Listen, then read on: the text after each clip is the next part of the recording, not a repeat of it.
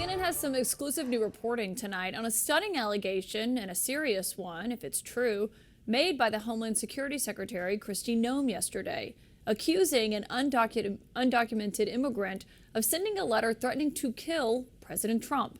Tonight, though, sources tell CNN that investigators actually believe that individual was set up.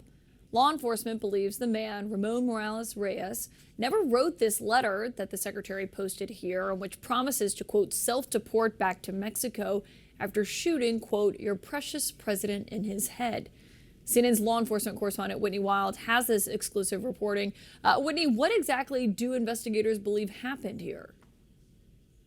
Well, Caitlin, what they think happened here was that this was an effort to try to benefit a man in another case. So to put it plainly, Reyes was the victim of an assault and robbery case. And what sources we spoke to believe happened here was that the intention was to try to get Reyes deported before that robbery and assault case went to trial later this summer. And here's how investigators figured it out, Caitlin. This was a pretty standard investigation. They reviewed this letter, they went to investigate the threat, and they had Reyes do a handwriting sample. And what they found was that the handwriting sample that Reyes provided did not match the handwriting of the letter that you see on your screen right there, and that was sent to multiple different agencies. And further, Caitlin, investigators reviewed jail calls involving a person they believe was involved in actually penning this letter. The Milwaukee Police Department told CNN they are investigating an identity theft and a victim intimidation case surrounding this incident. There are no charges filed yet.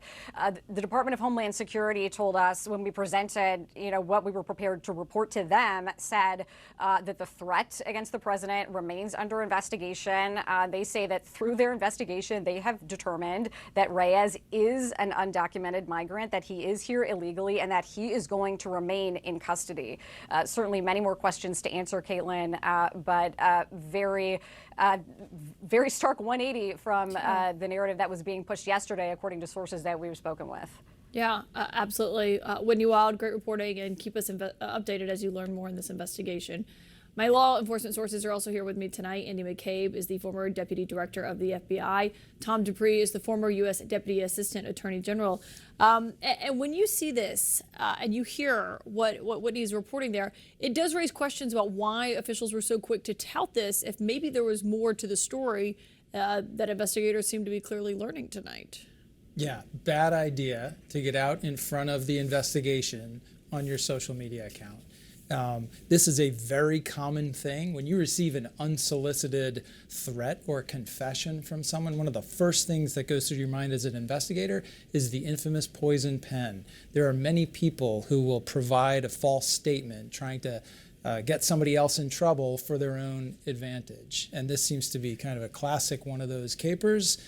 Something that the investigators on the ground probably considered right away, but it seems that Ms. Noem did not. Well, and Secretary Noem not only put out the statement saying that this arrest had happened, she also posted a picture of the man who is, at the center of all of this. We're not sharing that picture tonight, just given, of course, what Whitney just reported there. He may have nothing to do with this, but he's still in custody this evening as they're investigating this. Yeah, and look, this is a classic example, yet another illustration of why you don't want kind of political leadership getting out in front of an investigation as it's unfolding, precisely because things like this happen. People go to conclusions, they get names, they get faces out there, and you can't really walk it back once it's out there.